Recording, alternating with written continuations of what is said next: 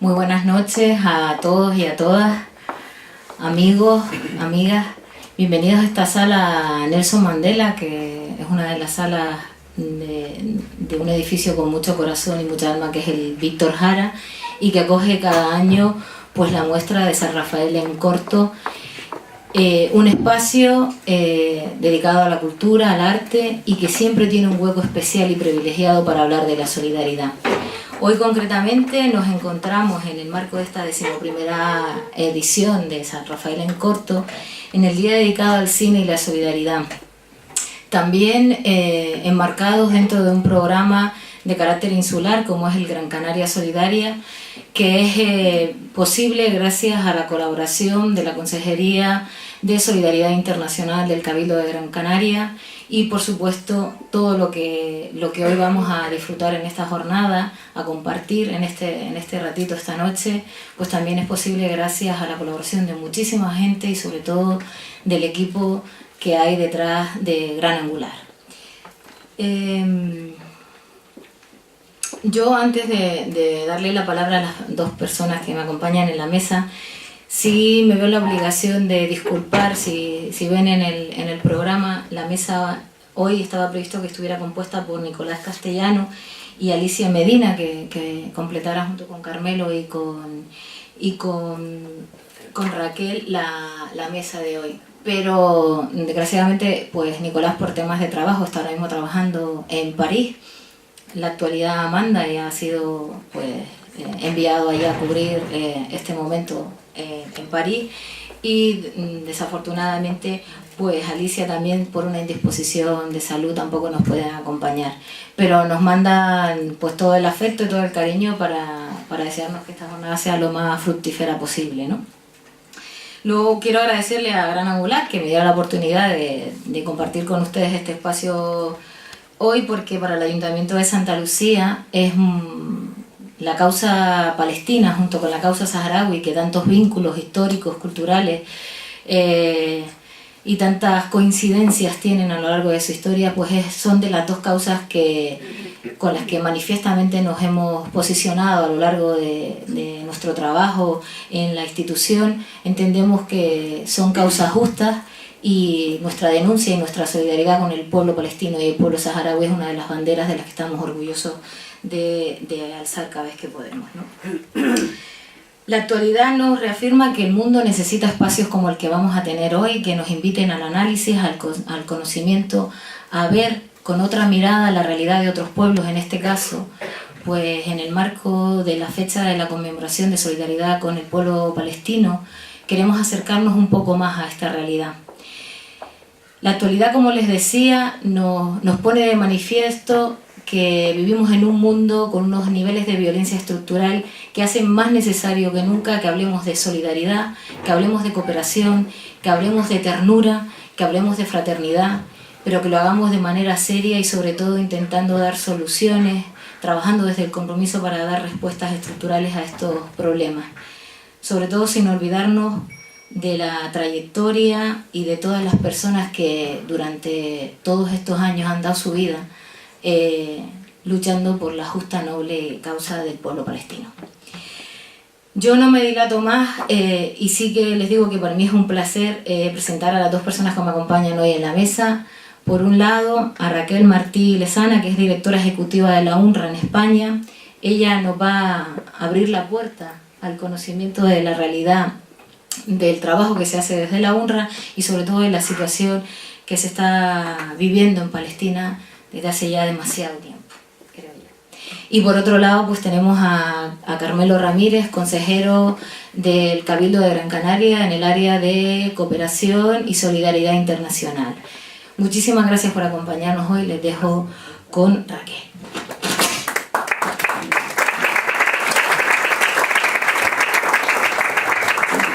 Hola, buenas tardes a todos y a todas. La verdad es que estoy muy contenta de estar aquí hoy porque me estoy reencontrando con viejos amigos, tanto en esta mesa como en el público, y estoy encantada además de que haya sido con la ocasión del documental que se va a proyectar esta tarde, de Nacido en Gaza. Yo soy, como me han presentado, la directora de UNRWA en España. UNRWA es una agencia que se creó en el año 49 a raíz del conflicto árabe-israelí del año 1948. Este conflicto generó 700.000 refugiados de Palestina y a raíz de la asistencia de estos refugiados, Naciones Unidas decide crear esta agencia para atender a la población refugiada. Se creó con un mandato de 3 años, pensando que en 3 años se solventaría el problema, el conflicto, y los refugiados de Palestina podrían regresar a sus hogares. Hoy en día la agencia ha cumplido 65 años y los refugiados de Palestina han cumplido 67 años en esta diáspora. Este año además conmemorábamos el 70 aniversario de Naciones Unidas y el paralelismo es que estos refugiados de Palestina llevan como refugiados desde casi el tiempo que cumple las Naciones Unidas. Con lo cual lo que esto significa es que es un fracaso de la comunidad internacional en que en 67 años no hayamos sido capaces de devolver a estas personas a sus hogares y a su tierra. Mientras, la Agencia de Naciones Unidas lo que hace es seguir trabajando para intentar solventar la crisis humanitaria en la que viven la mayor parte de esta población. Crisis humanitaria, en primer lugar, causada por la ocupación israelí sobre Palestina, sobre Gaza y Cisjordania, pero también ahora mismo estamos afrontando la crisis de Siria, donde también hay 500.000 de refugiados de Palestina, las condiciones en las que viven en Líbano, que están desprovistos de derechos, y también atendiendo a los 2 millones de refugiados que se encuentran en Jordania, viviendo en unas condiciones muy precarias. En total, en la actualidad hay 5,2 millones de refugiados de Palestina. Y evidentemente hemos pasado de 700.000 a 5,2 millones de refugiados porque en todo este tiempo la comunidad internacional ha reconocido como refugiado de Palestina al que sufrió el desplazamiento en el año 48 y todos sus descendientes hasta que la comunidad internacional encuentre una solución justa y duradera a su situación. Con lo cual ya tenemos casi 3-4 generaciones de refugiados de Palestina desde que se produjo la guerra del 48. En todo este tiempo lo que nos hemos ocupado es a la educación, a los servicios sociales y sobre todo a las emergencias y a la ayuda humanitaria. Hemos estado trabajando prácticamente en todos los conflictos de Oriente Medio desde el origen de la Nakba, como lo denominan los palestinos, de la catástrofe en el año 48.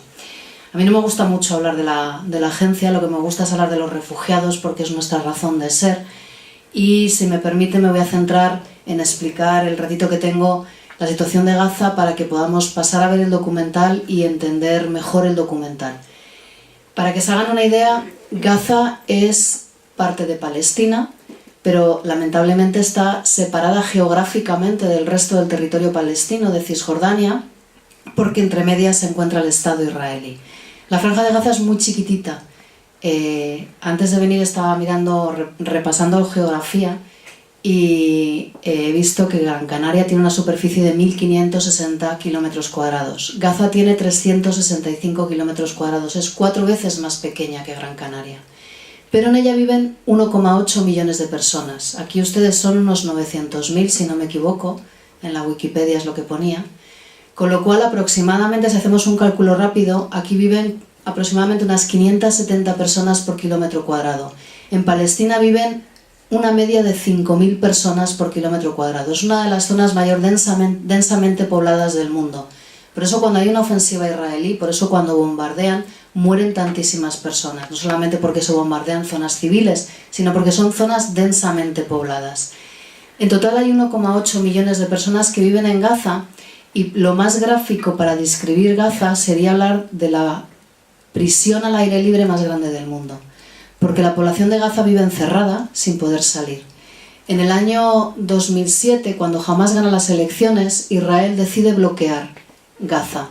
Decide cerrar todos los pasos fronterizos y no volver a dejar salir a la población de Gaza, pero tampoco deja a la población cisjordana, al resto de los palestinos, entrar en Gaza.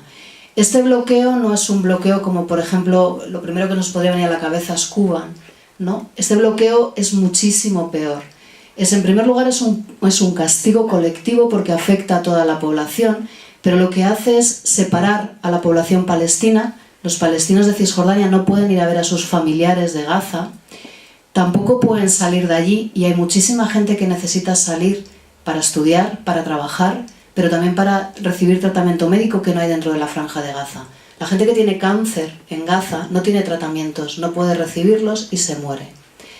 Este bloqueo dura ya 8 años y lo que ha hecho es colapsar totalmente la economía de Gaza. Ha dejado de producir porque no pueden entrar materias primas, no pueden entrar piezas de recambio, no pueden entrar tecnología, no pueden entrar vehículos, no pueden entrar ordenadores, no pueden entrar pesticidas, con lo cual toda la economía de Gaza ha quebrado.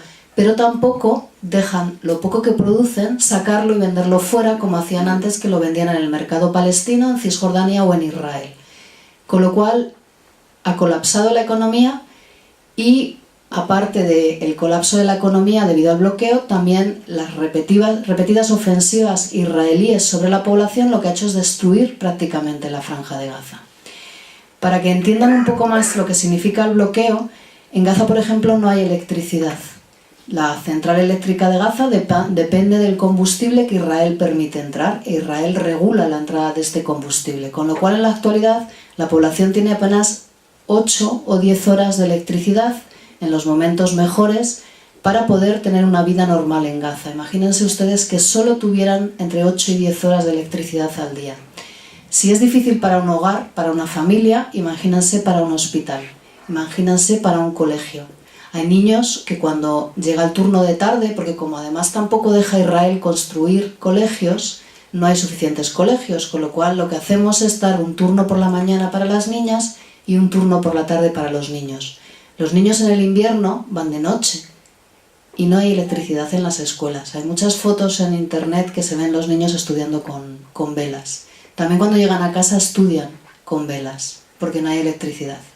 Pero imagínense los hospitales donde no hay medicamentos, donde no hay suministros médicos, donde la maquinaria cuando se estropea no se puede reparar porque no se pueden entrar piezas de recambio o máquinas nuevas, donde los médicos no pueden salir a recibir formaciones cuando avanza la medicina y aparecen nuevas formas de tratamientos, no pueden salir fuera, tampoco pueden venir especialistas a Gaza y dar cursos de formación porque tampoco les dejan entrar. Los mercados no están abastecidos. Durante todos estos años pasados, desde que cerraron las fronteras, los palestinos comenzaron a construir túneles con Egipto y entrar de contrabando pues todo lo necesario para poder sobrevivir. Sin embargo, en el 2012 estos túneles fueron bombardeados y hasta hoy han estado desmantelándolos cada vez que los palestinos han construido nuevos para poder entrar materiales. Cuando hablamos de una ofensiva, imagínense, si ahora pensamos en Siria, por ejemplo, todos sabemos que la población de Siria está huyendo de la guerra y llega hasta Europa. En Gaza no pueden salir. Cuando se bombardea no hay ningún sitio al que huir, porque están encerrados, porque no hay ningún sitio seguro, porque no hay ningún refugio al que acudir. Y aquellos pocos refugios que hay, que son las escuelas de la UNRWA, también se bombardean. Con lo cual, cuando empiezan a bombardear, la gente lo único que puede hacer es moverse de un lado a otro en función de dónde están bombardeando. Esta última ofensiva, que es la que se grabó durante el documental, que por cierto en el documental se ven las consecuencias de la guerra, pero no se ve la guerra en sí, y es una de las cosas que hace tan trágico el documental, porque en ningún momento ves la violencia, solo los testimonios. Durante la ofensiva de Gaza de este verano, que duró 50 días, fue la más cruenta de la historia de Gaza. Se acabó con la vida de más de 2.000 personas y de ellos 500 eran niños, hubo más de 11.000 heridos, se destruyeron más de 140.000 casas, se atacaron hospitales, se atacaron ambulancias y se atacaron a muchísima población civil. De los 2.500 muertos, más de 1.800 era población civil. Se destruyeron barrios enteros, se destruyeron casas enteras, se acabaron con familias al completo. Más de 142 familias, contabilizamos, murieron mínimo 3 personas. Pero había familias que llegaron a morir hasta 19, 17, 16. Prácticamente hubo familias que a lo mejor un niño sobrevivió y se quedó solo, o se quedó el abuelo solo. Se acabaron con las familias dentro de Gaza. Lo que buscó esta ofensiva, además de destruir los túneles de Hamas, como declaraba Israel, era acabar con la resiliencia palestina.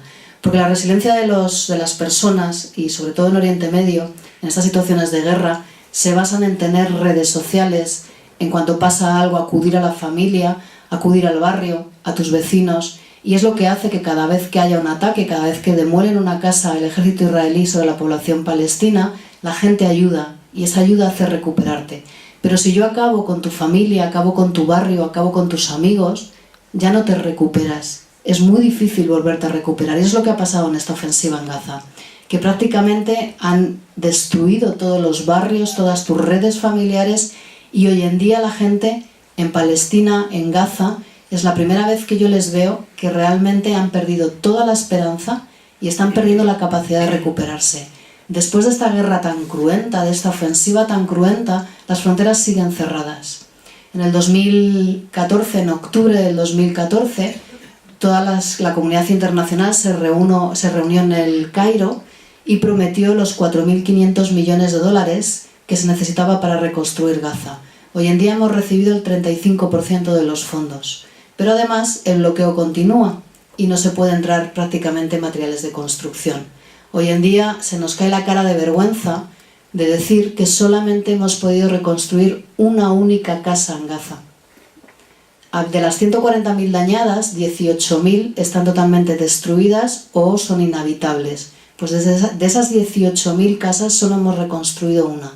Principalmente porque no tenemos materiales de construcción y en segundo lugar porque no tenemos fondos. Con lo cual la gente ha pasado, estamos en el segundo invierno desde la última ofensiva. La gente sigue viviendo en los escombros. Hay más de 100.000 personas que perdieron su hogar en la ofensiva de la Franja de Gaza y hoy en día están viviendo desplazados de sus hogares. Muchos de ellos en las ruinas de sus casas o encima de los escombros o en caravanas o en cualquier infraestructura que han podido reconstruir con lonas o con trozos de madera. El año pasado ya fallecieron niños por hipotermia y este invierno veremos a más niños morir de frío porque no tienen forma de protegerse. Estos días había lluvias torrenciales y ya estaban sufriendo inundaciones. Y ya con esto, con este panorama tan terrible, les dejo que vean Nacido en Gaza. Lamento mucho también que no haya podido venir Hernán Cine, el director, pero sé que está grabando ahora Nacido en Siria y está haciendo el recorrido con los refugiados que llegan de Siria a Europa. Espero que les guste, ya les aviso que es tremendamente duro, pero necesario de ver. Muchísimas gracias.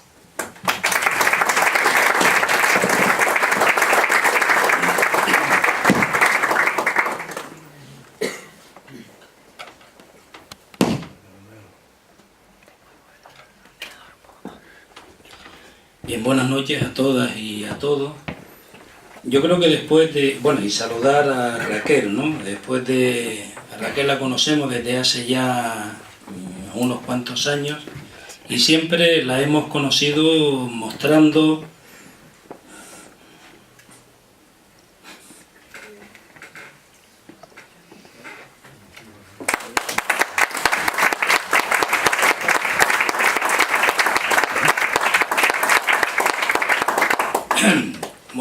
la solidaridad con el pueblo.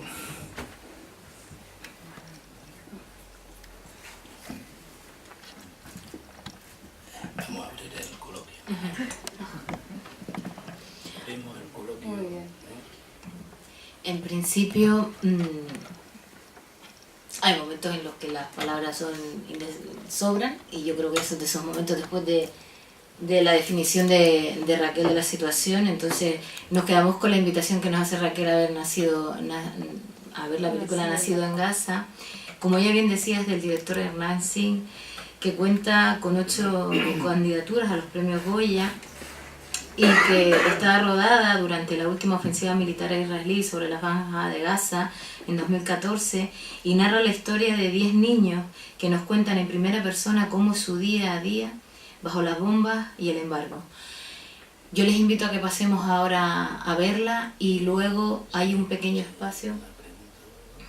Y luego queríamos favorecer un espacio para compartir, para hacer preguntas en las que Raquel estará a su disposición. Pero si ahora hay alguna cuestión puntual antes de irnos, pues también podemos abrirlo. Pero ya les digo, la idea es que después de visualizar Nacido en Gaza, pues podamos compartir un ratito más. ¿Tú sabes si hay alguna vía para obtener noticias de Gaza? ¿En qué sentido? claro, porque todo lo que tú has contado yo no lo suelo leer en los periódicos, ni verlo en la tele, ni en la prensa, ni en ningún lado. Entonces, ¿existe alguna vía en internet, alguna página o algún sitio donde se pueda saber, sí, saber esto que tú nos estás contando? Bueno, la mejor fuente de información para saber cuál es la situación humanitaria, la crisis humanitaria en Palestina, para mí es la página de OCHA Palestine, y ahí tienes toda la información de lo que pasa prácticamente todos los días, de lo que pasa en Gaza, de lo que está pasando en Cisjordania, del número de muertos, heridos, demoliciones de viviendas, te lo cuenta absolutamente todo. Pero yo creo que hay mucha información en las redes, en Twitter e incluso en nuestra página web de UNRWA también puedes conseguir información. Quería añadirle, hay una página en internet, se llama palestinalibre.org, es de organizaciones chilenas, hay muchos refugiados palestinos en Chile, y en esa pues hay noticias, vienen noticias diariamente de todo lo que pasa allí también, de la actualidad en Gaza y en Cisjordania también. palestinalibre.org. Se había una mano allí. Sí, yo quería decir lo siguiente. Claro, oírte a ti es bastante indignante para los que conocemos lo que es Palestina y lo que es Gaza, pero yo creo que a pie de calle tenemos que luchar haciendo hincapié en el bloqueo contra productos israelíes, porque es la única forma de luchar de cada ciudadano de a pie en contra del sionismo, porque no veo otra. Gracias. ¿Qué opinas, Raquel, con respecto a la creación que dicen en muchas ocasiones la prensa de crear el Estado palestino junto con el Estado de Israel? ¿Tú qué opinas de eso? Yo creo que para mí es una falsa total, porque la voluntad de los israelitas es totalmente negativa, o sea que no quieren saber de eso. Pero claro, desde América te dicen, no, hasta el Obama comenta, hay que crear el Estado palestino para intentar solucionar la papeleta. Yo creo que eso es una falsa total. ¿Qué opinas? Que es inviable. Yo creo que no se puede crear un Estado palestino en la situación actual, con los asentamientos, con el muro, con los checkpoints y teniendo una población de 5,2 millones en la diáspora. Yo lo que creo es que tendrían que apostar por la solución de un único Estado, con los mismos derechos civiles para toda la población. Si les parece, como veo que hay bastantes manos, y sobre todo por cumplir el cuadrante horario de la muestra, si les parece, todos los que sean las preguntas que quieran hacer ahora las hacemos y ella las responde, pero no de una en una, sino ahora mismo yo tengo 3 manos, dos manos más alzadas. Entonces hacen esas 2 preguntas, las responde Raquel y ya pasamos a visualizar el corto, nacido en Gaza. Raquel, ¿en qué situación está ahora mismo todo eso que prometieron los gobiernos europeos para la UNRWA o otras organizaciones que están dentro de Gaza? Me refiero no solo a la ayuda humanitaria, sino a la económica en construcción y demás. Yo quería informarles que nosotros tenemos también sistemas de información que transmitimos incluso con escudos humanos que están allí mismo en Gaza. Pueden entrar, lo pueden ver en Hermes Internacional, en la parte de una red que hay que se llama precisamente Hermes Palestina, por un lado. Y por otro lado quería, ya que usted mencionó el problema del bloqueo y mencionó también a Cuba, que a mí, mucho más allá de Israel, pienso que detrás de Israel y detrás del bloqueo a Cuba hay un mismo actor. Y que creo que hay que decir las cosas, bajar un poco del eufemismo de la comunidad internacional y demás, y llamar las cosas por su nombre. Es decir, el imperialismo norteamericano es el que está detrás de todo eso. Y creo, y con sus aliados, de luego, que se ve precisamente lo que está pasando en Siria, lo que pasó en Libia, y lo que ha pasado en todo Oriente Medio. Creo que las cosas hay que empezar a llamarlas por su nombre. ¿Alguna pregunta más?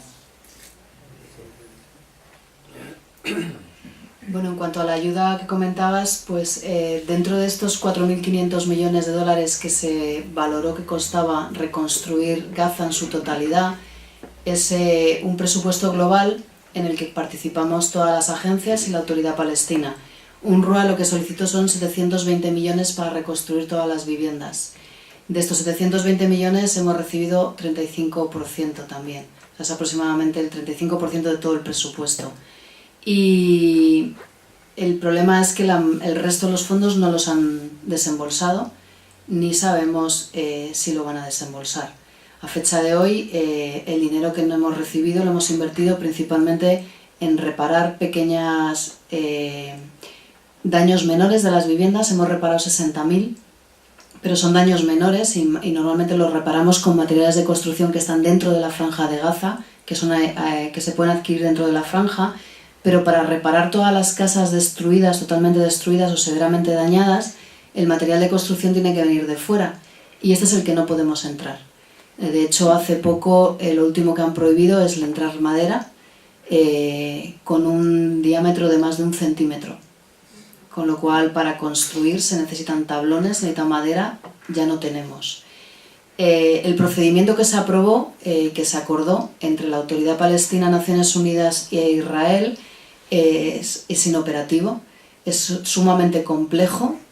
Para poder aprobar la entrada de materiales de construcción se tiene que ir familia por familia y conseguir esa aprobación después de hacer un peritaje, de presentar una serie de documentaciones, incluso documentaciones hechas por arquitectos, y lleva meses la aprobación, con lo cual lo que se ha demostrado a fecha de hoy es que no funciona. Entonces, entre que no funciona, que no se pueden entrar los materiales de construcción y que no tenemos fondos, Gaza está sin reconstruir. Y en la misma situación están el resto de las agencias y la Autoridad Palestina. Es por eso que está todo pues prácticamente como se dejó después del bombardeo. Lo que se ha hecho es retirar escombros y poco más. Y aquí el comentario del caballero, pues qué puedo decir, que estoy de acuerdo. Gracias. ¿Una más?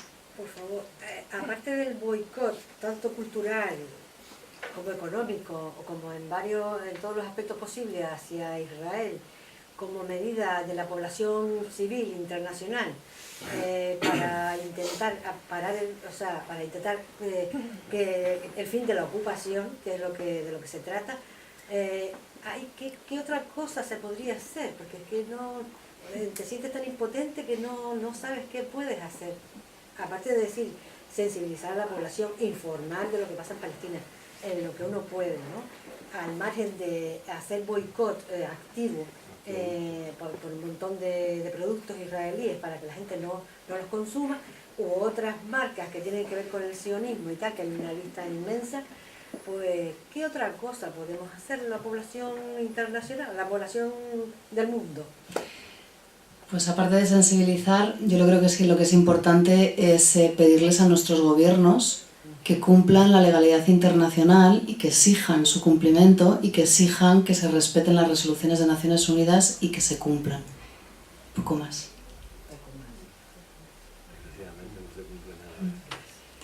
Pues si les parece, pasamos a ver el documental.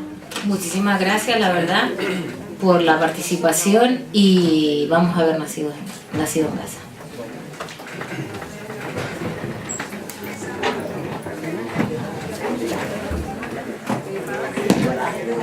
Yeah.